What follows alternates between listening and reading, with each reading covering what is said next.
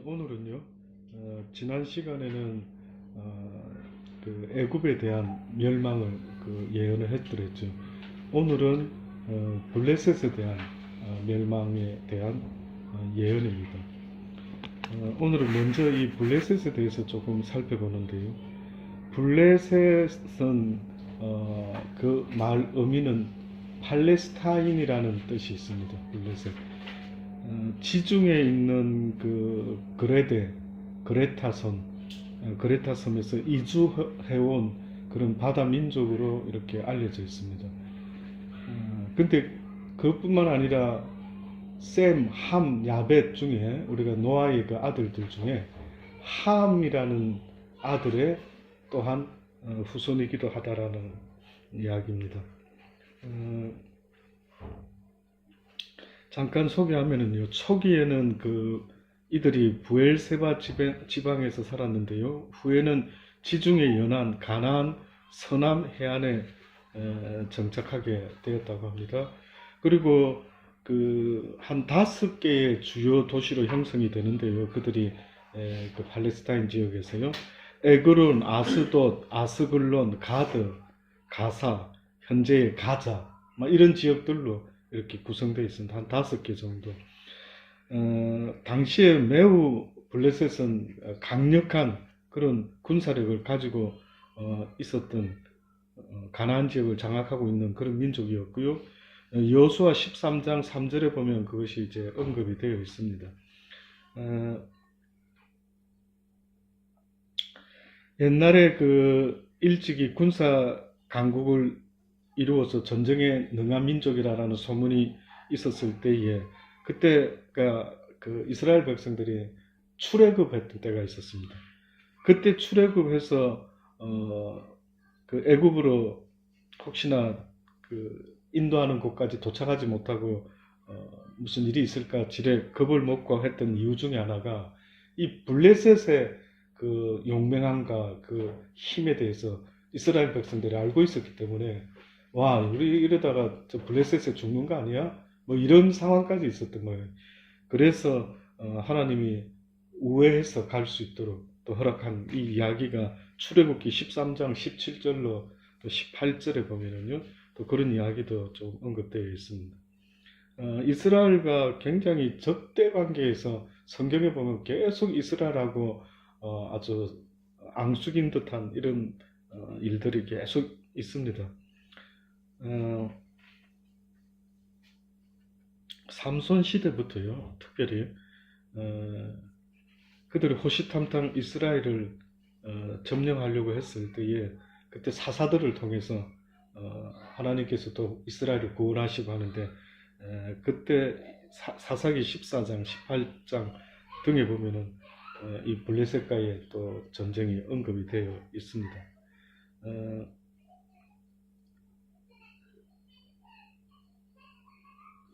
또 그뿐만 아니라요, 몇 가지 좀 대표적인 거 먼저 한번 보면은요, 이삭이 흉년을 만나서 그랄로 가서 생활했을 때 하나님의 은혜로 농사해서 그 해에 한 100배의 농작물을 얻죠. 양도 소도. 근데 이를 시기해서 블레셋 왕이 그들의 우물을 메우게 하는 사건, 이런 적도 있어서 그들이 또 쫓겨나기도 하고요.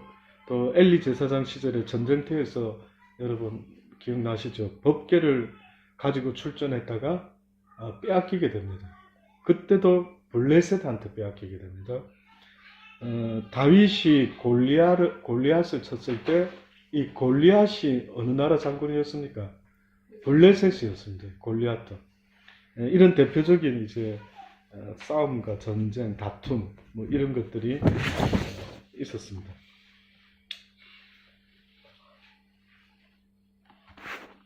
바로가, 여기 이제 1절 보니까 바로가 가사를 치기 전에 블레셋의 아까 중에 팔레스타인 지역 한 지역이라 했습니다. 바로가 가사를 치기 전에 블레셋 사람에 대하여 선지자 예레미야에게 임한 말씀이다 라고 시작합니다. 바로가 가사를 치기 전에 하나님께서 하신 말씀이다 라고 하면은 바로가 가사를 치기 전이라는 이 말은 바벨론이 어떻게 보면 아직 파워를 가지고 있지 못했던 시절이다. 그러니까 바벨론보다도 오히려 블레셋이 강력한 파워를 갖고 있었을 당시에 이야기된 예언이다. 이 뜻이 됩니다.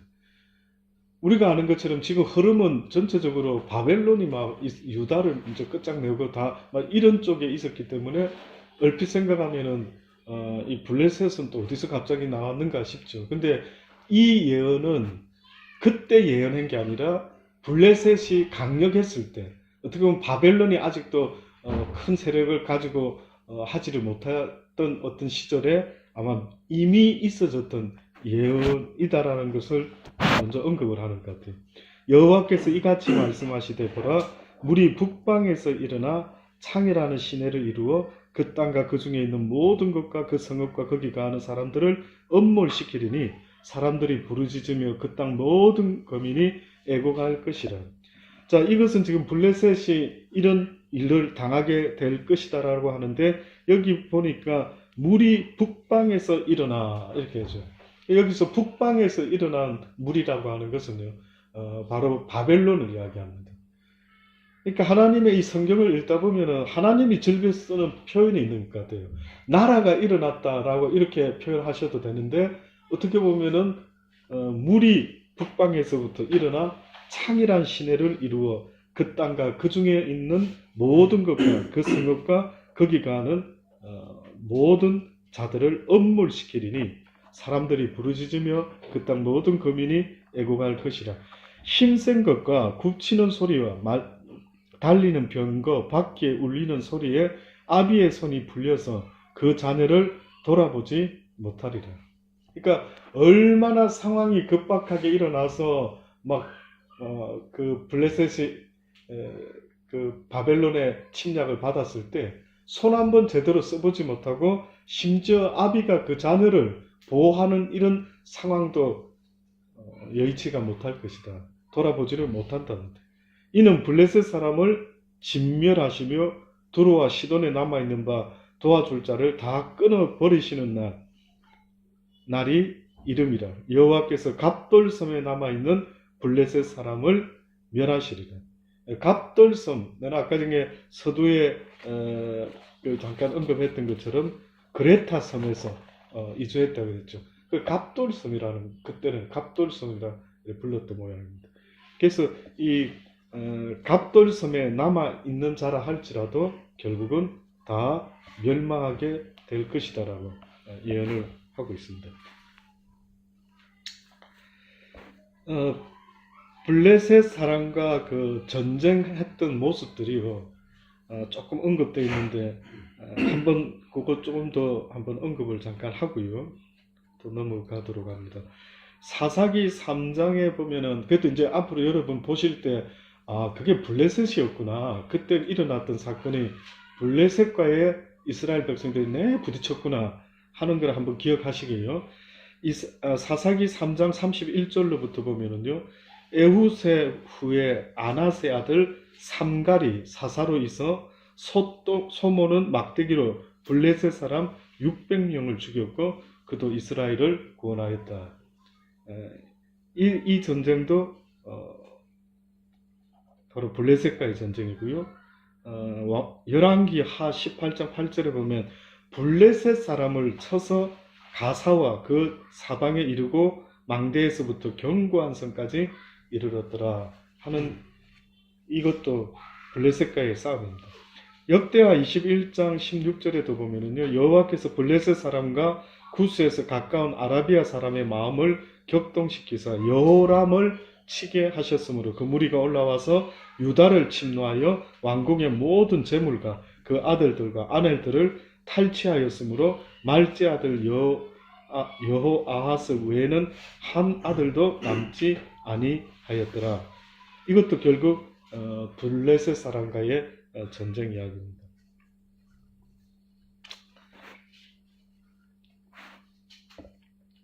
그리고 이제 5절에 보면은요, 이 팔레스타인 지역, 우리 지금 팔레스타인 이렇게 말을 하고 있죠. 이 블레셋 사람들의 이름이 팔레스타인이었는데 이들이 당시 때에 얼마나 능력이 그 세력이 막강했으면 그들은 다윗 때 멸망하기 시작하면서 계속 멸망을 당합니다. 그래서 이제 역사상에서 사라져 버렸어요. 근데 희한하죠. 사라졌는데 그들의 이름만은 남은 거예요. 그게 남아가지고 지금 우리 시대까지 불려지는 이름이 팔레스타인인 거예요. 그러니까 팔레스타인을 우리는 익히 지금 알고는 있는데 이 이름이 어떻게 된 거지 싶었는데 보니까 블레셋의 이름에서 유래가 됐는데 그 나라는 없어진 지가 이제 아주 오래됐죠. 근데 아직도 그 나라의 이름은 여전히 그 땅의 명칭으로 사용이 되고 있는 거예요. 이 지역 중에 이제 가사라고 여기 이렇게 표현했어요. 가사가 삭발되었고 아스글론과 그들에게 남아있는 평지가 멸망되었나니 내가 내 몸 베기를 어느 때까지 하겠느냐. 여기 삭발하는 거하고 자기 몸을 벤다라고 한 것은 그 어려운 상황에서도 그들은 그 자기들의 신을 섬기는데 그 신을 섬기는 그들이 신 앞에서 하는 행위가 그거든요. 그 성경에 보면은 참 신기하다 싶은 거는요. 우상을 숭배하는 자들의 액션은 하나님이 하지 말라고 한 것만 골라서 합니다. 그러니까 제가 볼 때는 이 세상에는 하나님의 법을 따르는 사람이 있고 그렇지 않는 자들은 사단의 법을 따르는 것 같아요. 지금 동성연애니 뭐니 이렇게 하는 모든 것들도요. 어떻게 보면 하나부터 10가지가 하나님의 법을 거역하는 짓을 하고 앉아있는 하나님은 남자와 여자를 창조하셔서 둘이 부부가 되어서 하나님의 역사를 함께 이루어 가도록 자손을 번성하도록 만들었죠. 근데 동성연애가 합법적으로 결혼해도 된다라는 시대가 지금 우리가 살고 있는 시대예요.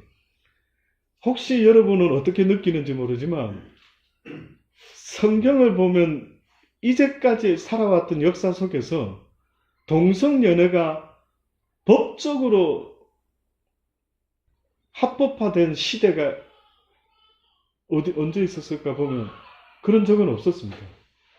근데 아이러니하게도 안타깝게도 우리가 사는 이 시대에 동성연애가 동성결혼이 세상에 합법화된 시대를 살고 있어요. 하나님은 어떻게 보실까? 생각해 보셨습니까? 소돔과 고모라 성에서도 우리가 아는 것처럼 롯의 집에 천사가 들어갔을 때 동네 사람들이 야, 그 사람 불러내라. 우리가 상관하리라. 관계를 가지리라. 얼마나 하나님이 보실 때 도무지 이제 더 이상 안 되는구나. 이제 끝장을 내야 되겠다. 라고 했을 때에 그 마지막 인간의 모습을 한 단면을 보는 건데 그게 그런 동성연애의 모습이 있었던 거예요. 여러분, 노아 시대 때 인간이 다 멸망당했어요. 물론 기본적으로 성경에 언급한 것은 그들의 마음의 생각과 계획과 모든 것이 악하다라고 했는데 시작은 어디서부터인가 이렇게 한번 좀 찾아 올라가 보면은요. 하나님의 아들들이 사람의 딸들의 아름다움을 보고 각자 자기 원하는 대로 마음대로 결혼을 해서 애를 낳아버렸어요. 근데 애를 낳았는데 그 자손이 성경에 보면 안악 자손이 나오는 안악 자손. 혹시 안악 자손이 어떤 자손인가 아십니까? 거인이었어요. 거인. 잡종이 태어난 것 같아요. 하나님의 원래 창조의 섭리는 노멀한 인간이었는데 하나님의 법을 어기고 그들의 주의를 이탈한 자들이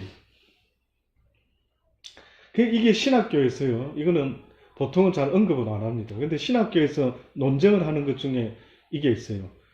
하나님의 아들들이라는 이 단어 원어에 보면은 이것은 천사를 쓸 때도 이렇게 표현해요. 천사. 그러면은, 그런데 또 이제 해석은 두 종류가 있어요. 아담, 그 다음에 아벨, 셋, 뭐 이렇게 그쪽 계보의 아들들이, 하나님의 아들들이 사람의 딸들의 아름다움을 보고 원하는 대로 취해서 결혼했다. 이렇게 보통은 이렇게 해석을 하면 좋습니다. 예, 무난하죠. 근데 제가 이제 지금 무슨 말씀을 한번 드려보려는 하면은 이럴 수도 있는 가능성이 있어요. 그게 뭐냐면은 거인이 태어났다라고 하는 거는 우리 상식적으로는 이해가 잘 안 되는 것이죠. 왜 하나님의 아들과 사람의 딸들이 결혼해서 자손을 낳았는데, 근데 하나님이 이제 어떤 분은 그런 궁금해 하더라고요. 목사님, 그래도 그렇지 어떻게 하나님이 노아 시대에 어린아이로부터 어른에 이르기까지 그렇게 쌍그리 다 죽여버릴 수가 있을까요? 꼭 그렇게 해야만 됐을까요? 막 이런 어떤 게 있대요. 그럴 때 우리가 하나님의 잔인함만 생각할 게 아니라 이게 뭔가 지금 악한 영들의 역사 속에서 하나님의 선한 뜻에 좀 대머지를 입힌 게 아닐까라고 하는 이런 것도 이제 한번 생각을 해봅니다. 자, 어쨌든요. 막 그럴 수도 있고 그렇지 않을 수도 있습니다. 근데 이제 제가 무슨 이야기를 들으냐면 사단이라는 놈은 하여튼 창세기 때부터 하나님의 법과는 무조건 반대를 하고 있어요. 선악과 따먹으면 죽을 거다 했죠. 근데 이 사단은 뭐라고 아담 하와를 속였냐면 죽지 않을 것이라. 오히려 먹으면은 하나님과 같이 될 수도 있다라고. 이런 식의 이야기를. 근데 지금도 보면은 많은 사람들이 사람의 생각에서 나온 무슨 생각인 줄로 알고 있지만은, 그러나 그 근본적인 생각은 누가 줬는가 봤을 때는 이거는 사단의 생각이 거의 100%. 저는 그렇게 와닿더라고요. 그래서 어떻게 보면은 물론 혼적인 생각, 무슨 생각 있을 수도 있겠지만 여러분 보세요. 중요한 사건 속에, 중요한 이슈와 사상 속에는 누가 역사를 하는가 보면 그 사단이 역사하지 않고서는 도무지 비상식적인 그런 일이 일어날 수가 없는 거예요. 우리가 6.25 전쟁이 일어나가지고 이데올로기 전쟁이 일어났을 때에 어떻게 한 사상 때문에, 공산주의 사상 때문에 부모 형제를 잡아 죽여도 된다라는 이런 놀라운 사상은, 이거는 정신병자가 아니면 받아들이기 어려운데, 이런 정신병자 같은 사상이 사람들을 휩쓸고 가가지고 부모 형제를 잡아 죽여버렸어요. 그러면 여러분 생각할 때, 누가 그런 사상, 칼막스가 뭐 누가 만들었나? 그럴까요, 과연? 이 악한 영의 역사가 아니면은, 가룟 유다가 예수님을 팔려고 했을 때도 사단이가 그에게 예수를 팔 생각을 넣어줬더래요. 그러면 오늘 이 시대를 살아가는 저와 여러분, 한번 그런 생각 해본 적 있습니까? 갑자기 어느 날 나한테 무슨 생각이 쑥 들어와요. 근데 이 생각이 사단으로부터 왔는지 하나님으로부터 왔는지 혹시 한번 생각해 본 적이 있는지. 그래서 하나님이 이 바이블이라고 하는 것은 이건 잣대예요, 잣대. 그러니까 무슨 말이냐면은 어느 날 나한테 무슨 생각이 쑥 들어올 때에 이 생각이 어디로부터 오는 거지? 궁금하면은 이 잣대를 한번 대봐라는 거예요. 그 생각 속에 하나님이 원하지 않는 대부분의 생각은 뭐냐면은 사람을 미워하고 싫어하고 원망하게 하고 판단하고 정죄하고 막 원수 삼고 이런 모든 생각들이 쑥쑥 들어오는 것을 왜 내가 한다라고 생각을 하는 거예요. 저는 안타까운 거는요. 육이 있는 여러분은 영적으로 얼마나 약한 존재인 줄 이루 말할 수가 없어요. 어떻게 보면은 육적인 어떤 현상이 일어나기 전에 영적인 일이 먼저 있다라는 게 있습니다. 이 영적인 악한 사단이 먼저 나한테서 어떤 짓을 하도록 생각을 넣어준다. 저도 아무리 목사지만 그 싸움이 어느 때는 피곤하기 이루 말할 수가 없어요. 안 그렇겠습니까? 우리가 보통 이렇게 하나님 앞에 하나님 믿는다라면 누구나 100% 하나님이 기뻐하는 생각만 해야지 라고 하고 있죠. 근데 어느 날 보세요. 갑자기 나도 모르게 원치 않는데 무슨 생각이 쑥 들어오는데 지나가 보면 와, 내가 왜 그 생각했지? 내가 왜 그 생각하고 행동으로 옮겼지? 이게 그래서 또 우리가 하나님 앞에 회개를 하는 겁니다. 하나님 은혜를 베풀어 주셔서. 저는 지난주에 우리 교란자매 가정에서 그 요게벳의 기도 그 노래 은혜가 됐어요. 정말 가족 특성 듣고 은혜 되기는 쉽진 않았는데 지난주에 세상에 뭐 집사 가정도 아니신데 이게 무슨 놀라운 일이 있는데 저희 지금 사모가요. 저는 그래서 감동 먹어가지고 요게벳의 그 동영상 그 나온 거 애니메이션 나온 거 여러분한테 보냈는데 보셨죠? 저희 사모 그날부터 지금까지요 매일 그 노래만 틀고 있습니다. 집에서 리핏 시켜가지고 그 찬양 속에 제가 감동이 그 어떤 여러 문구 뭐 물결이 출렁출렁 돼 있고 뭐 여러 가지 표현들이 있는데 그 중에 진짜 찡했던 거는요. 물에 띄워 보내면서 요게벳이 내 아버지 하나님이 내가 육신의 엄마지만 너의 하나님이 너의 아버지가 너를 지켜주시리라 하는 그 맡기는 그 믿음의 고백이요. 왜 그렇게 찡한지 모르겠어요. 그래서 저는 우리 세 아들이 생각이 나더라고요. 그렇다. 하나님, 저의 세 아들도 아버지 손에 좀 맡기고 싶습니다. 저 손에 맡기시면은 저는 쟤네들을 키울 힘과 능력이 없습니다. 그러나 주님께서 키워주시면은 가능할 것 같습니다. 이런 그 요게벳의 심정이에요. 여러분, 한번 상상을 해보셔요. 내 아들인데, 내가 키워야 되는데, 근데 그걸 광주리에 역청을 발라가지고 뚜껑을 덮어서 그 바다에 보내는데, 그 애니메이션에서는 보셨습니까? 막 풍랑도 있고, 뭐 물고기가 막 잡아먹으려고 하는 적도 있었고, 막 노젓는 뱃사공에 의해서 막 이게 막 부서질 뻔했고, 막 온갖 파란만장한 상황이 벌어졌는데, 결국 하나님의 은혜 가운데 그 바로의 왕 딸에게까지 도달하는 이 모습 보고요. 그렇다. 우리의 인생이 우리의 아이들 키울 때 참 파란만장한데 저렇게 지켜보아 하실 수 있는 분은 오직 하나님만이 하실 수가 있다라는 생각이 들더라고요. 그래서 다음번에 다시 한번 저는 특송을 청합니다. 그래서 그 찬양을요, 한 번 더, 아니면 막 금년 마칠 때까지 특송할 때마다라도 그 특송만 그냥 당분간 그 특송 딴 거 하지 마시고 어디서 그런 귀한 찬양을 골라내셔가지고 그렇게 했는지 아주 너무너무 저는 그날 그래서 제가 그날요 들으면서 묵상을 하는데 심령으로 눈물이 나더라고요. 근데 그때 제가 이랬어요. 그렇습니다. 하나님의 은혜를 구합니다. 하나님, 나에게 은혜를 베풀어 주소서.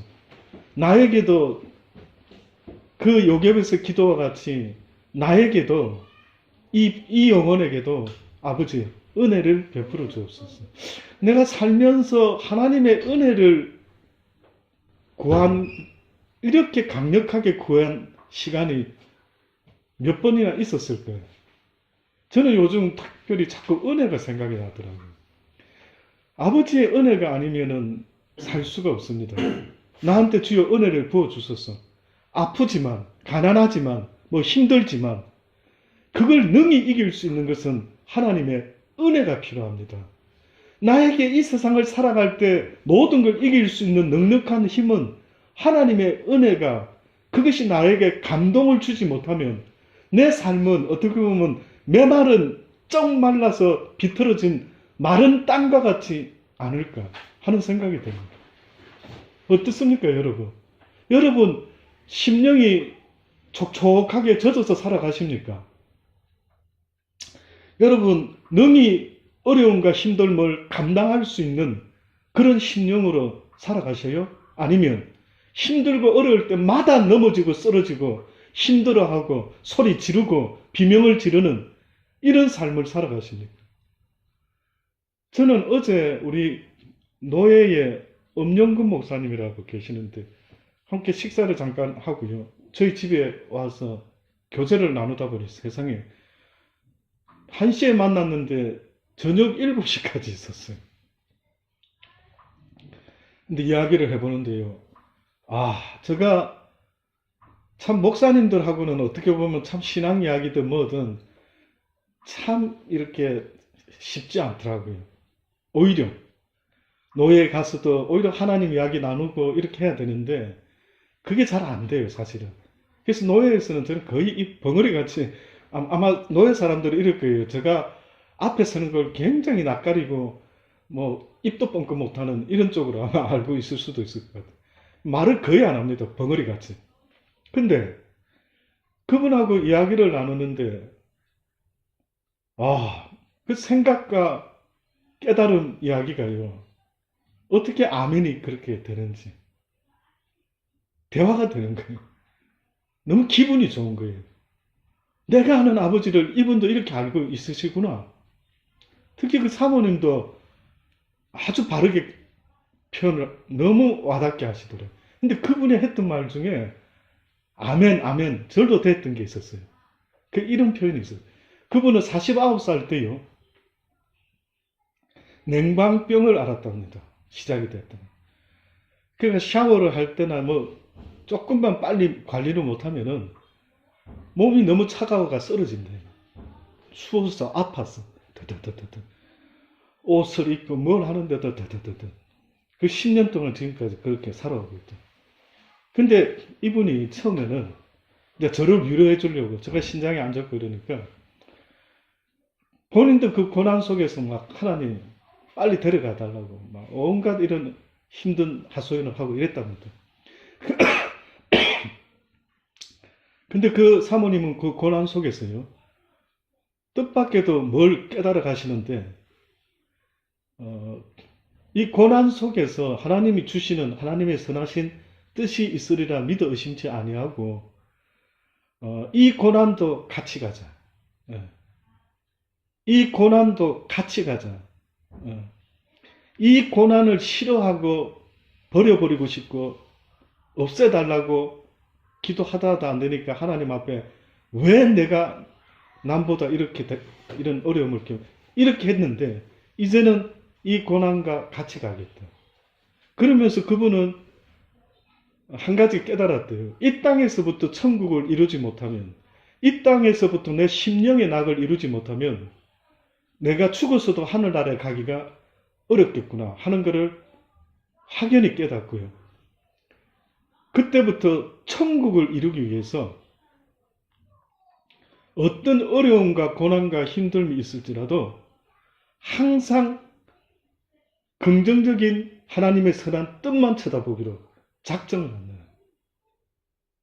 그래서 부부가 만약에 오늘 무덤덤하게 하루 보냈다 그러면은 얼른 그분은 의도적으로 재미난 걸 찾아내는 거죠. 우리 엄 목사님이 보니까 저처럼 기타도 치시고 음악도 좋아하고 한때 막 경희대에서 보컬도 하시고 막 경력이 또 그런 게 있으시더라고요. 목소리, 그 사모님 정으로는 목소리가 남편 엄 목사님이 특히 총각 때 이렇게 노래를 부르면 성악가 했으면 좋겠다. 그렇게 노래를 잘. 그래가지고 집에서도 틈만 나면은 가스펠층뿐만 아니라 하나님의 자연적인 노래, 아름다운 노래, 뭐 생일 축하.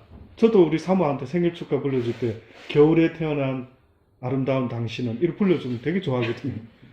근데 그 말을 했더니 막 목사님 저도 우리 사모한테 그렇게 노래 불러주고. 그래서 집안의 모든 자녀들 아들이 둘인데 이런 음악을 다 한대요.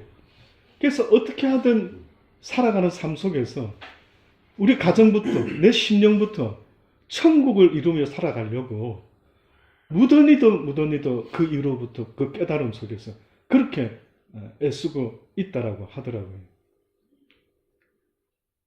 그래서 제가 진짜 오랜만에요. 나름대로 대화를 하면서 제가 오히려 아주 크게 또 한번 생각을 할 수 있는 그 은혜의 시간을 가졌던 겁니다. 그 이야기를 하다 보니까 세상에 7시간 넘어갈 줄도 모르고 그 계속 하나님 이야기를 두 분도 그러더라고요. 우리 부부는 목사님, 저는 우리 남편, 그 사모님 말씀에 저는 우리 남편 마음에 안 듭니다. 남편으로서는 좀 성에 안 찹니다. 근데 목사로서 또 형제로서 그리스도 안에서 형제로서 너무 좋습니다. 우리 부부는 항상 하나님 이야기를 함께 나눕니다. 시간 가는 줄 모르고 어느 때는 여보 하나님이 이 말씀이 이 뜻 아닐까?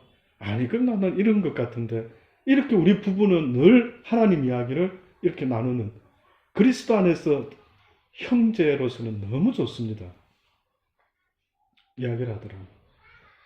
그래서 제가 참 그 이야기들을 들으면서 60이 조금 넘으셨지 아마 넘으셨는데 야 이렇게 아름다운 이런 생각, 이 아름다운 생각을 가지고 이렇게 사시는 목사님도 물론 계셨겠지만 막상 이야기 들어보니까 너무 바르더라고요.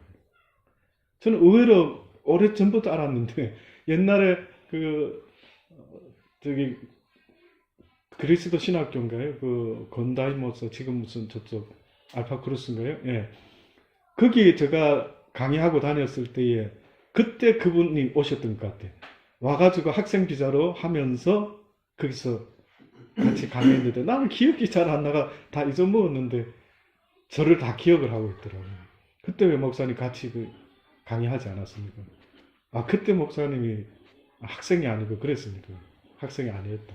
그러니까 아마 배우는 것도 있었지만 그분은 비자 때문에 일을 하면서 뭘 한 것 같아요. 어쨌든요 그렇게 살아가는 삶의 모습들이요 본받아야 되겠다 싶은 생각이 드는 겁니다. 그럼 여러분 우리가 살아가면서 힘들고 어려울 때 여러분은 어떻게 반응하세요? 그분은 그 고난을 통해서 더 하나님께 가까이 나가는 더 부르짖었답니다. 하나님께 부르짖고 또 부르짖고 그래서 이런 좋은 열매를 맺고 이제는 그 환난과 친구가 되어서 오히려 같이 인생을 걸어가고 있다라고 이렇게 해요. 그래서 그것이 어떻게 보면 협착한 길, 아무도 찾지 않는 좁은 길, 좁은 문으로 들어오라 라고 하는 것은요. 왜 좁은 문이라고 썼을까 성경에? 왜 협착한 길이라고 아무도 찾지 않는다고 했을까? 왜냐하면 고난을 친구 삼아 가야 되는 길이기 때문에 누가 이걸 좋아하는 사람이 세상에 어디 있겠느냐. 그러니까 그리스도인은 어떻게 보면 세상의 고난에 대한 시각이 완전히 다른 사람들이어야 한대. 완전히 달라야 된다. 그러니까 이제부터는 여러분 삶 속에 어렵고 힘듦이 있으면 내나 넋두리나 하고 그렇게 반응하고 막 낙심하고 좌절하고 이게 그리스도인의 모습이 아니대. 그리스도인의 능력은 그게 아니대. 무슨 신유의 은사, 무슨 예언의 은사 이게 그리스도인의 능력이라고 누가 말한 적이 있네. 이것은요 복음을 전파시키기 위해서 하나님이 주신 은사예요. 은사. 그 사람은 그 은사 때문에 천국 가는 게 아니에요. 그 은사와 함께 망할 수도 있는 자리가 오히려 그 은사예요. 하나님은 어차피 망할 사람 은사를 줘가지고 주의 도구로 쓰다가 써먹고 버리실 수도 있는 분이 하나님이시다. 근데 능력이 먼저 아십니까? 능력. 그리스도인의 능력이라고 말하는 것은 바로 그런 것이 아니라 그런 고난과 어려움과 힘듦이 있는데도 좌절하고 절망하지 아니하고 힘을 내고 또 소망을 바라보고 고난의 파도에 와라. 내가 너를 타고 저 끝까지 서핑하리라. 이렇게 해서 나갈 수 있는 이 모습이요. 바로 우리 그리스도인이 가지고 있는 놀라운 능력의 모습이라는 걸 하나님은 말씀하고 있는 겁니다. 이 사단들은 인류의 모든 하나님의 법에 반대를 해요. 반대되는 짓을 계속해서 하는데 이 가사의 사람들이 삭발을 하였대. 이 이야기 때문에 제가 지금 하고 있는 겁니다. 삭발은 성경에는 삭발은 이런 적이 없었어요. 오히려 여자의 긴 머리는 영광이 되고 머리 두근을 안 써도 좋을 정도로. 그리고 당연히 남자의 기본적인 머리가 있었죠. 문신, 삭발 이런 거 하지 말라는데 이들의 우상을 섬기는 이들은 그 짓을 하는 거예요. 희한하게도 뭐 옛날에 그 영화에 무슨 위에 머리만 남기고 다 삭발을 해가지고 무슨 인디안 같이 희한하기도 하고. 그러니까 그런 어떤 모든 생각, 이거는 하나님으로부터 온 건 아니었습니다. 근데 여기 보니까 아스글론과 또 한 지역 이름입니다. 그들에게 남아있는 평지가 멸망되었나니 내가 내 몸 베기를 어느 때까지 하는, 몸에 상처를 내는 짓을 합니다. 희한하죠. 그래서 자기 몸을 상처를 내면서 자기들이 섬기는 우상에게 그 헌신을 보여주는 이런 행위를 하는 거예요. 이게 전부 다가 하나님은 원치 않는 것을 희한하게 그 우상 숭배하는 그 종교 행위가 그런 식의 숭한 아주 수악한 그런 짓을 하는 겁니다. 여호와의 칼이여, 블레셋이 망하는 것은 바벨론 때문에 망하는 게 아닙니다. 바벨론이 나중에 쳐서 뭐 망하는 게 아니라 여기 보니까 여호와의 칼이여 내가 언제까지 쉬지 않겠느냐. 이거는 지금 블레셋이 하는 말입니다. 여호와가 하는 말이 아니고 여호와의 칼이여 내가 언제까지 쉬지 않겠느냐. 내 집에 들어가서 가만히 쉴지어다. 다시 말하면은 어떻게 알았는지 이들이 바벨론이여 제발 우리를 치는 것을 멈추어라. 뭐 이렇게 표현해야 되는데 바벨론을 이야기하는 게 아니고 블레셋은 지금 여호와를 이야기하고 있어요. 아마 누군가가 주의 종을 통해서 선지자를 통해서 하나님이 예언했겠죠. 그래서 지금 이게 그 전에 예언이 되었던 거예요. 그러니까 예언이 되었는데 이들은 몰랐는데 야, 기분 나쁘게 저 하나님의 종이라는 자가 우리한테 망한다고 저렇게 예언해. 근데 이제 이런 일이 벌어졌어요. 그러니까 블레셋이 지금 지금 미리 이런 고백을 하는 겁니다. 제발 하나님 좀 그만하시죠. 좀 멈춰주세요. 그만 때리십시오. 뭐 이렇게 지금 하나님 앞에 그 상황까지도 어떤 면에서는 이런 일이 벌어지는 걸 보면 이렇게 말할 게 아니라 회개를 하고요. 그렇죠? 그래서 하나님 용서해 주십시오. 우리가 하나님 아닌 다른 신을 섬겼습니다. 죄송합니다. 막 회개를 해도 현찮을 판인데 끝까지 이렇게 하나님께 대적하는 말을 하고 있습니다. 오늘 마지막 절입니다. 여호와께서 이를 명하셨은즉 어떻게 쉬겠느냐. 아스글론과 해변을 치료하여 그가 정하셨던 일이라. 이것이 이제 마지막으로 하나님이 정하신 일이랍니다. 사랑하는 여러분, 하나님이 한번 정하시면은요, 그럼 변개하시지 않으시는. 특별히 이 이방인들이 알았어야 되는 것은 이스라엘을 공격하는 것은요, 곧 하나님께 대적하는 것과 똑같아요. 그래서 지금도 가끔 보면은요, 특별히 그 이스라엘과 아랍의 그 뉴스만 전문적으로 방송하는 그 무슨 방송이 있는데, 그 영화 감독이 하나님의 그거를 받고는 아마 완전히 사역을 바꿨더라고요. 그래서 팔레스타인에서 일어나는 모든 일들을 뉴스로 보내고 또 이스라엘과 관계되는 그런 대담 프로그램을 만들어내고, 근데 이 프로에 보니까 몇몇 그 이스라엘의 좀 전통한 학자들 중에, 목사들 중에 뭐라고 이야기하냐면 성경은 이스라엘을 대적하는 자를 벌하시고 이스라엘을 축복하는 자를 축복한다.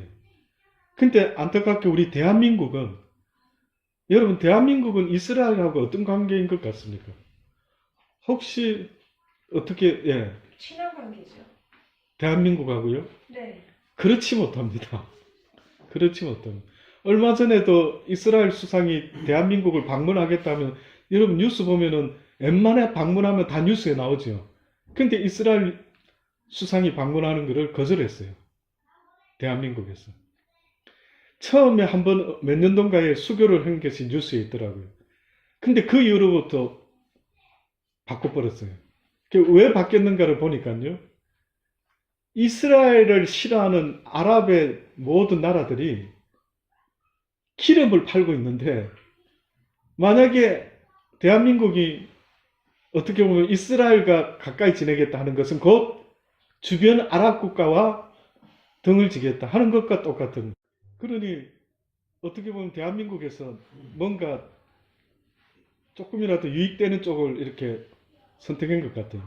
그래서 아랍 쪽에 해서 뭐 옛날에 그래서 그 어느 정권 때인가요? 뭐 박근혜 정권 때인가 아랍 해가지고 이슬람 뭐 이런 거 해서 지어주고 막 그 할랄 뭐 어쩌고 저쩌고 뭐 이런, 어떻게 보면 우리 기독교인 입장에는 저런 미련한 짓을 한테 했어요. 그래서 지금 대한민국은 이스라엘과 그렇게 친분이 좋지가 못한 것 같습니다. 미국의 트럼프는 취임하자마자 이스라엘을 방문을 했어요. 첫 번째 나라. 그런데 우리 문재인 대통령은 한번 조사해 보십시오. 관심 있으시면. 이스라엘은 아직도 간 적도 만난 적도 온다는 것도 다 맞고. 그래서 살짝 참 안쓰럽다. 어떻게 대한민국에 이렇게 교회가 많은데, 이렇게 수많은 목사가 있는데, 그 중에 왜 이스라엘에 대해서 그렇게 하면 안 된다라고 외치는 자가 없을까? 해가지고 그런 특별히 이스라엘에 대해서 정통한 학자들이나 목사님들이 그것을 외치고 있더라고요. 일리가 있습니다. 저도 참 아이러니하다. 그렇게 기독교가 나름대로 교회가 크고 많은데, 어떻게 그 이스라엘 그 성지인데 그쪽하고는 연결이 잘 안 되고, 그래서 진짜 어떤 면에서는 다른 로비는 하지 않더라도 이스라엘과의 좋은 관계를 만들어내야 된다라고 하는, 이것은 어떻게 보면은 정말 기독교에서 앞장서서 한번 로비를 해야 될 그런 영향을 끼쳐야 되는 부분이지 않을까라고 싶을 정도로요. 그런 일들이 있습니다.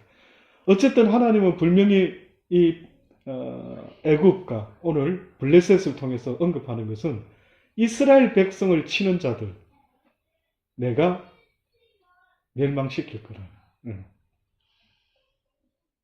뿐만 아니라 이스라엘뿐만 아니라 꼭 이스라엘만 그럴까? 그건 아니겠죠. 이 땅에서 소자 하나에게도 조심해라는 거예요. 소자, 곧 교회를 다니는 자를 말해요. 성경에서 소자라는 것은 언제 제가 호산나에서 한번 설교를 했던 적이 있었는데, 성경에서 소자는요, 예수를 안 믿는 사람을 소자라 하는 게 아니고요, 예수 믿는 사람 중에 보잘것없어 보이는 그 소자 하나에게 냉수 한 그릇 대접한 것을 잊지 않겠다.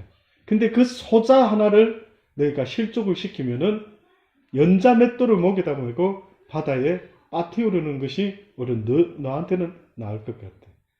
이방인 때문에 말한 게 아니었어요. 하나님을 믿는 한 사람을 하나님은 그렇게 귀하게 여기고 있는 겁니다. 그래서 여러분, 그리스도 안에서 물론 이스라엘 백성을 대하는 것도 주의를 해야 되지만, 교회 안에서 형제 간에, 예수 믿는 사람들 간에 특히 우리가 조심해야 됩니다. 교회를 잘 다니고 있는데 혹시나 나 때문에 실족을 시켜버리는 일이 생겼다. 내가 어떤 사람을 실족시켜가 그 사람이 내가 저 인간 때문에 교회를 앞으로는 영원히 다니지 않으리라. 내가 저 목사 때문에는 두 번 다시는 내가 교회라. 내가 저 전도사 때문에, 저 강도사 때문에, 저 장로 때문에, 저 집사 때문에 두 번 다시 교회는 다니지 아니하리라. 정말 피할 수만 있다면 피해야 됩니다. 오히려 내가 욕을 얻어먹고 빰 막는 거는 땡큐 갓 하고 기뻐해야 될 일이지만, 나의 자존심과 혹시나 나의 유익을 위해서요, 교회 다니는 그 소자 한 사람을 갖다가 실족시켜가지고 나 때문에 교회를 멈추고 하나님 믿는 걸 멈추게 만들었다면, 하필이면 세상의 많은 일들 중에 하나님의 진노가 뭐 때문에 일어난다고 했는지 아십니까? 그 한 영혼의 실족 때문에 하나님의 진노가 이 땅에 임하게 되었다. 하나님은 가만히 보고 그냥 좀 때를 기다리실 수도 있다 이거죠. 그런데 하나님이 열을 받고 참을 수가 없어서 이거 빨리 끝장을 내야 되거든. 저놈을 내가 가만히 두지 아니하리라.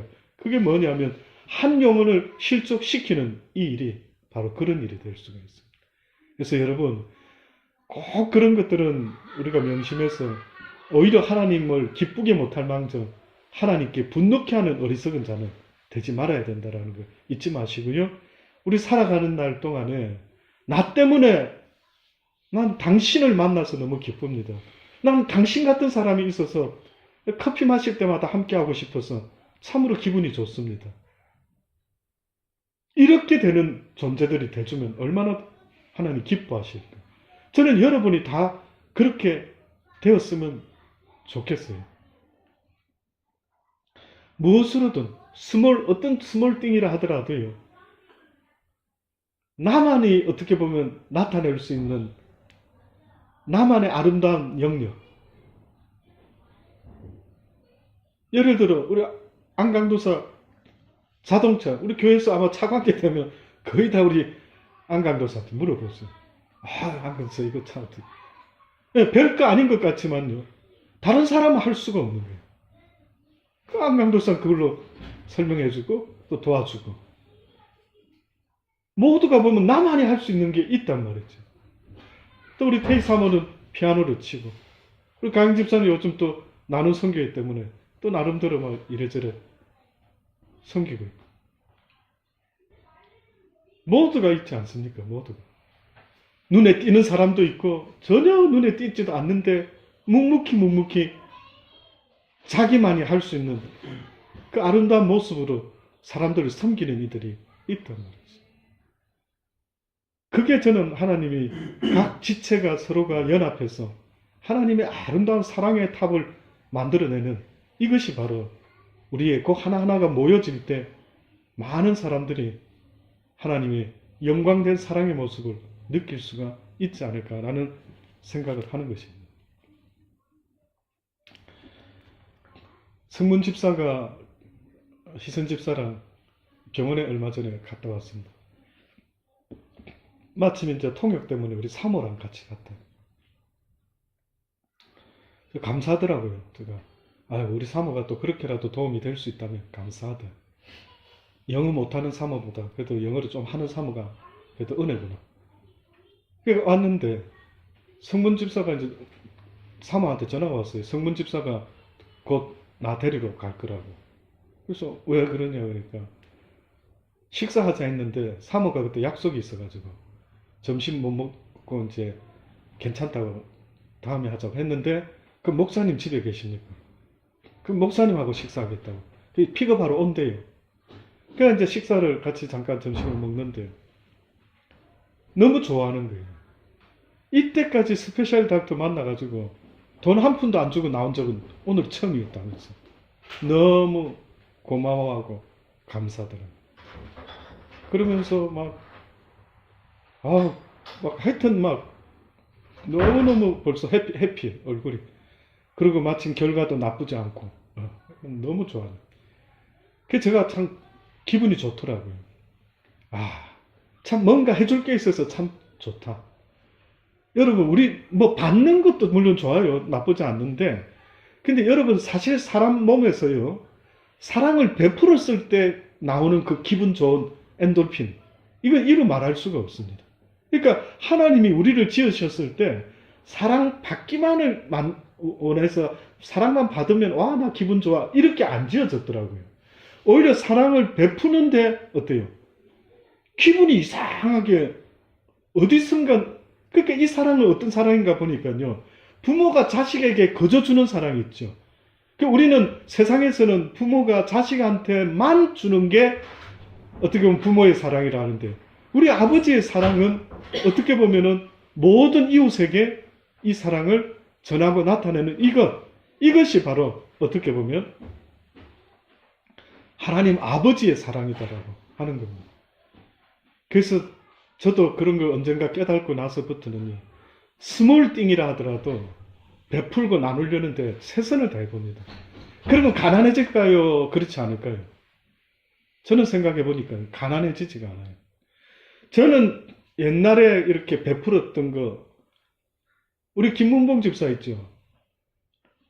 얼마나 이제 최근 그 사업 때문에 만나져가지고 최고로 저한테 뭐 사주려고 막 뭐 맛있는 거, 차도 사주겠대요. 차도 새 차 부담스러워서 막 그냥 중고차 정도 언제 한번 기회 봐서 이렇게 이야기를 하고 넘어갔어요. 왜 여러분 생각할 때 그분이, 물론 그분 마음도 심성도 좋지만 뭐 나한테 하듯이 모두한테 하기는 쉽지는 않죠. 왜 나한테 굳이 그러면 그렇게 할까? 그들이 어렸을 때에, 어려울 때에 저희 사모랑 저희가 보잘것없는 뭐 하나를 만약에 대접했죠. 물론 그걸 지금도 잊어먹지 않고 있는 거예요.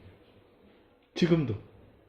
와, 나는 쉽게 말해서 떡 한 쪽을 줬는데 이것이 따따블이 돼가지고 와서 지금은 뭐 목사님 뭐 말씀하십시오. 뭐 새 차도 괜찮습니다.